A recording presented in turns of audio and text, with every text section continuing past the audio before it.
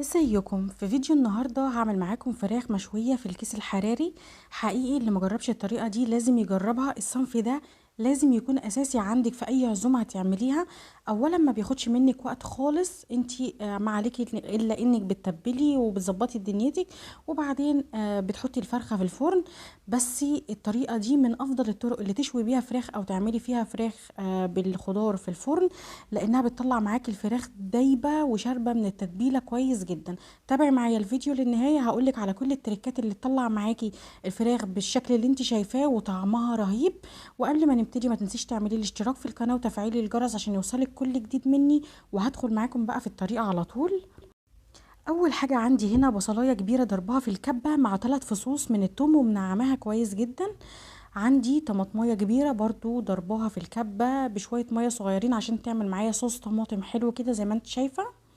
وهنزل بمعلقة صغيرة وربع كده من الملح. طبعا انا هظبط الملح بتاعها كويس جدا قبل ما احطها على الفراخ. نزلت عندي بنص معلقة كده من الفلفل الاسود، وهنزل بنص معلقة من بهارات الفراخ او ال7 بهارات. معلقة صغيرة مليانة من الزعتر، والزعتر بيبقى حلو جدا مع اي فراخ مشوية عندك هتحطي عليها خضار.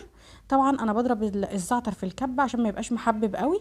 نزلت عندي بعصير نص ليمونة مليانة، وهبتدي اقلب الاول كويس جدا البهارات مع الطماطم مع البصل. التتبيله دي تبان بسيطه بس مركزه جدا، وهبصي هتاكلي احلى طعم من الفراخ بالطريقه دي. طبعا قلبتها كويس، دقت الملح بتاعها لو محتاجه ملح، ما كانتش محتاجه ملح. حطيت لها شويه كده من الزيت قد نص فنجان من الزيت، زيت عادي. وانا هحط شويه كده من الخضار مع الفراخ، لو مش عايز تحطي خضار ما تحطيش. كان عندي البطاطس اللي هي الصغننه خالص دي، والبصل الصغنن، وحبايه كبيره كده من الجزر قطعتها نفس الحجم يعتبر.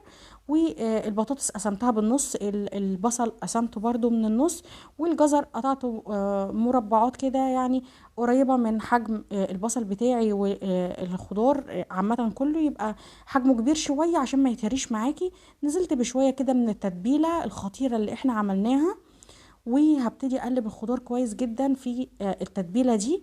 جبت بقى الفرخه بتاعتي، الفرخه غسلها كويس جدا، قطعت طرف الجناح وقطعت الفرخه من تحت كده عشان الزفاره. كده كده انا هربط الفراخ عندي باي حبل كده الوركين في قلب بعض، وهتديني شكل حلو جدا. نزلت طبعا انا غسلت الفراخ كويس قوي، وبعدين سبتها تنزل ميتها، وحطيتها عندي في اي طبق بتاعي. حطيت فيه شوية كده من التتبيلة على الفراخ، تبلتها كويس جدا، وحطيت جزء حلو من التتبيلة جوه الفرخة نفسها، دعكتها من جوه ومن بره. وطبعا انا كنت فاصلة الجلد عن اللحم، حطيت شوية كده من التتبيلة زي ما انت شايفة ما بين الجلد واللحم، عشان اساعد الفراخ عندي ان هي تشرب اكبر قدر من التتبيلة وتطلع معايا شرب التتبيلة كويس جدا. وزي ما قلت لك حبل عندي وربطت الوركين كده في قلب بعض. طبعا انا دخلتها التلاجة قبلها بيوم، وده افضل عشان الفراخ تشرب معاكي من التتبيلة كويس جدا. جينا هنا تاني يوم جبت هنا الكياس الحراري دي، بتبقى موجودة في اي سوبر ماركت كبير، او حتى اي عطار كبير. تقول له انا عايزه كيس حراري، بيبقوا التلاتة كده في قلب باكت زي ما انت شفتي. حطيت الخضار في الكيس الحراري من تحت، وبعدين حطيت فوقيه الفرخة. واي تتبيل بقى في يعني وقع من الفرخه ولا اي حاجه، الصوص اللي بيبقى خطير بيدي طعم حلو للفراخ ده حطيته في قلب الكيس برضو.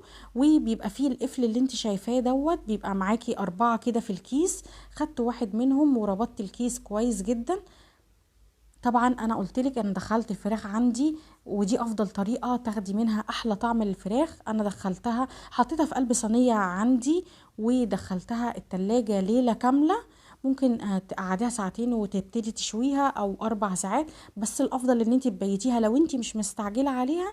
بيتيها قبلها بيوم زي ما انا عملت. الخضار عندك بيبقى شارب من التتبيلة، والفراخ كمان دايبة وشاربة من التتبيلة كويس جدا.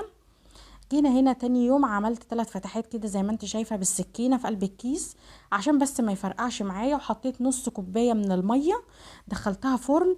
اول رف بعد صاجة الفرن على درجة حرارة عالية جدا. هي خدت معايا حوالي ساعتين الا ربع. وخدت هي بتتحمر كده من غير ما اشغل شواية ولا اي حاجة.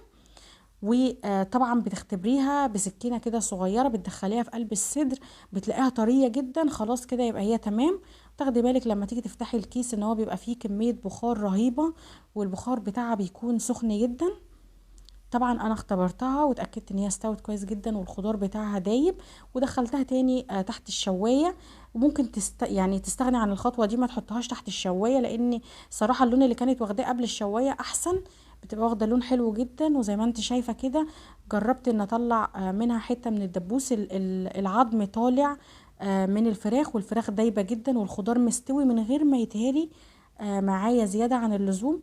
جربوا الطريقه دي، انا واثقه ان هي باذن الله هتعجبكم وهتسعفك جدا. لو انت مستعجله ممكن ما تبيتيهاش في التتبيله زي ما انا عملت لو انت مستعجله عليها، بس الطريقه دي حقيقه هتبهرك.